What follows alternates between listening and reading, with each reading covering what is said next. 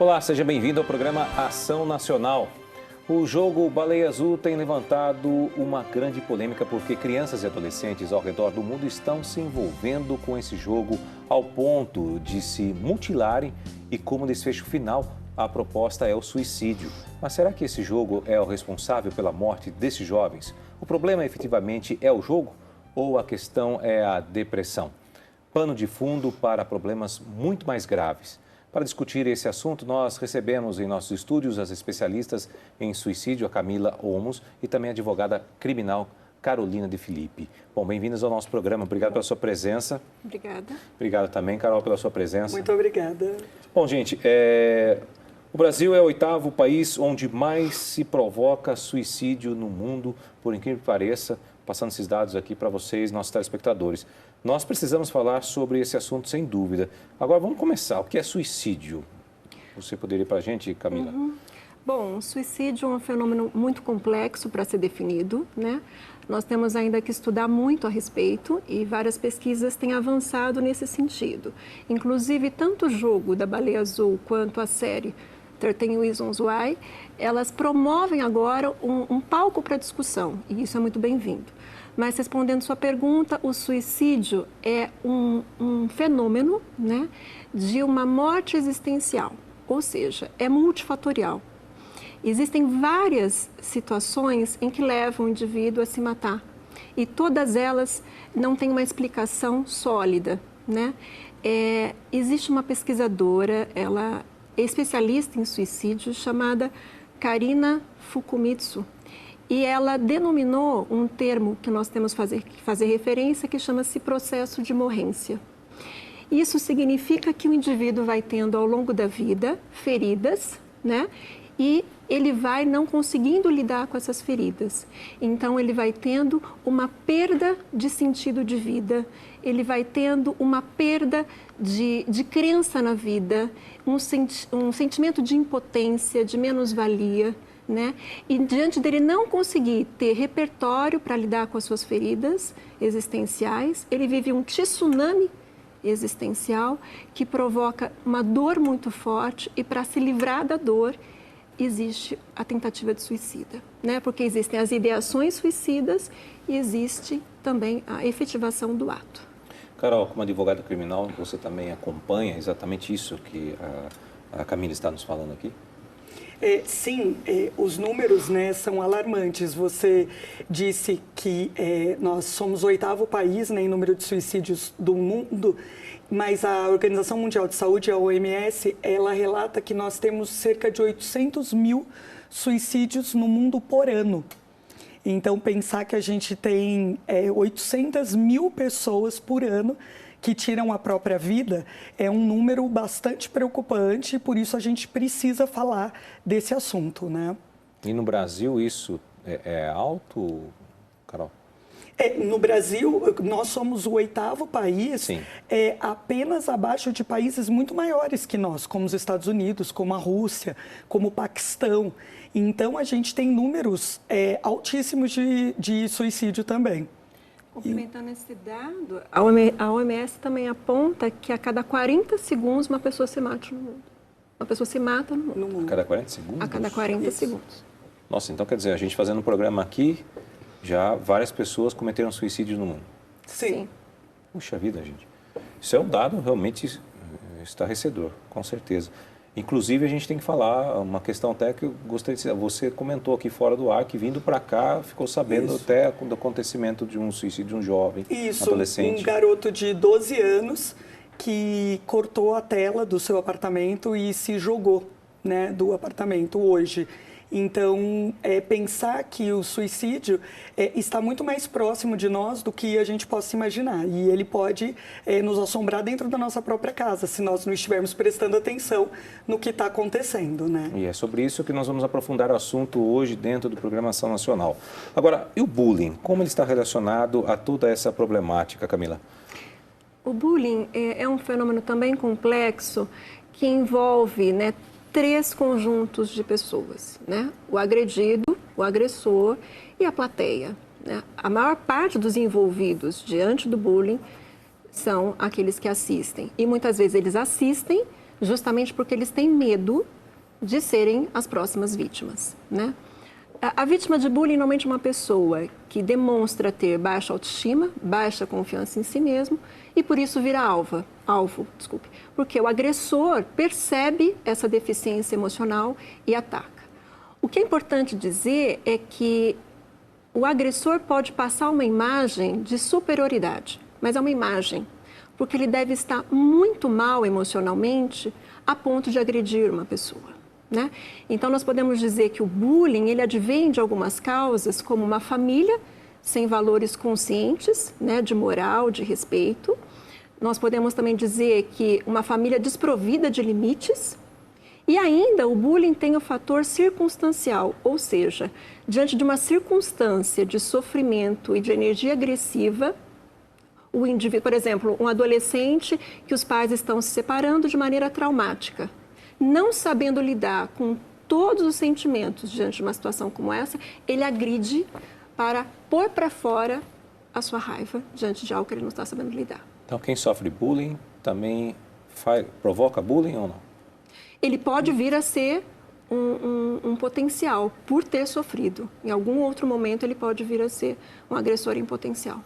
Carol, você tem experiências aí, aliás, trabalha bastante com isso nas escolas. Sim. Qual é a sua visão diante disso?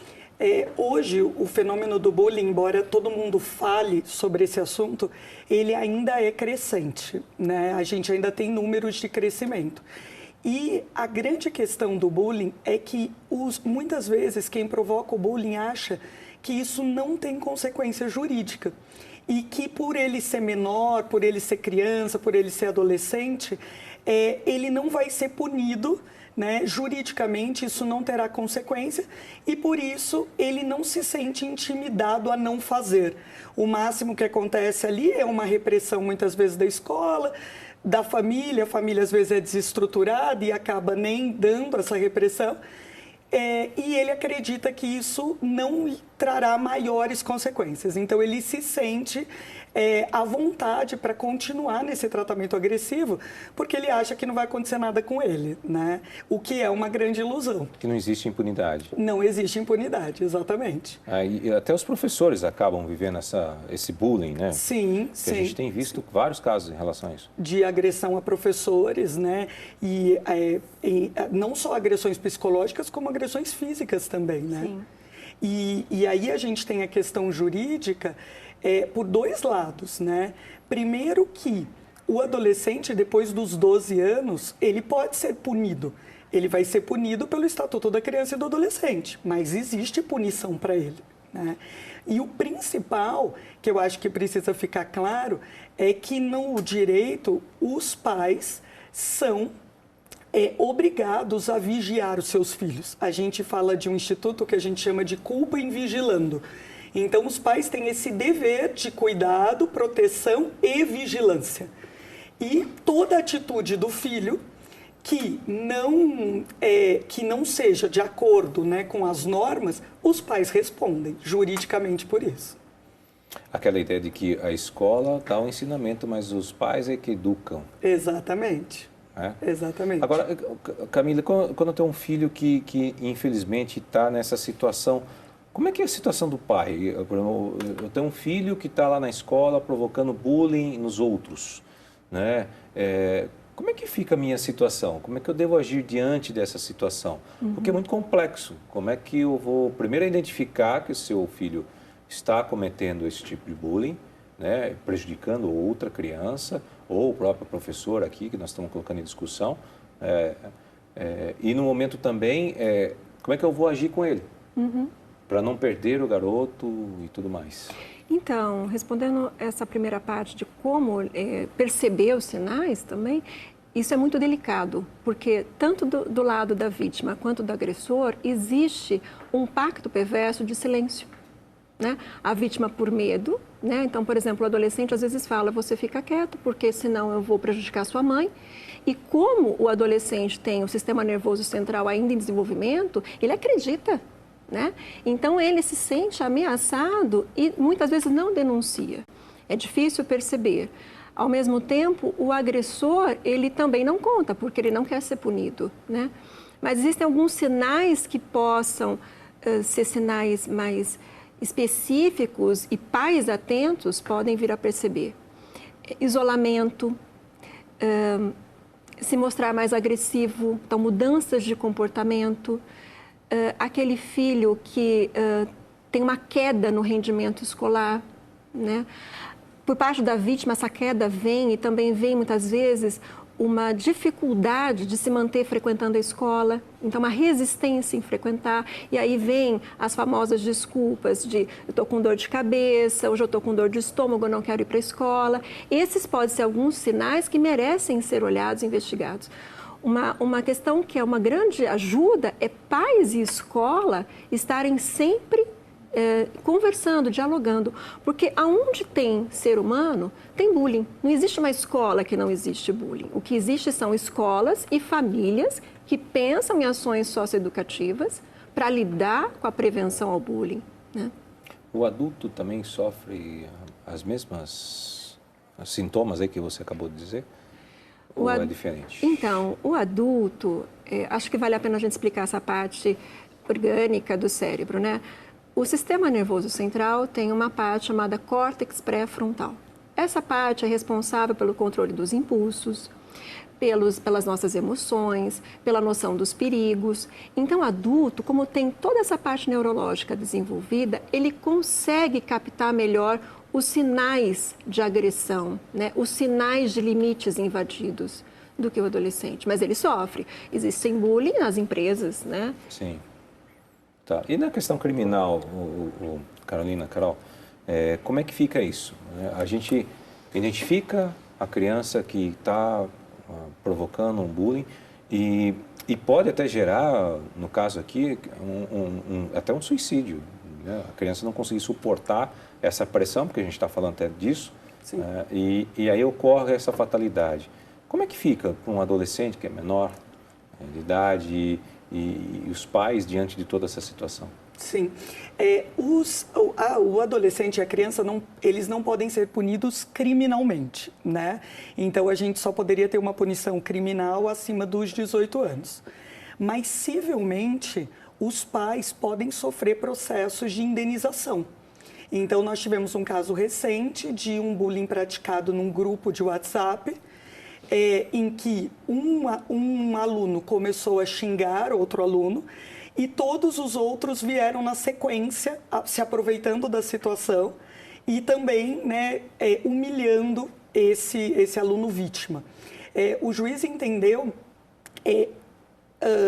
condenar os 17 pais daquelas 17 crianças, eram pré-adolescentes, que humilharam esse colega num grupo de WhatsApp, né?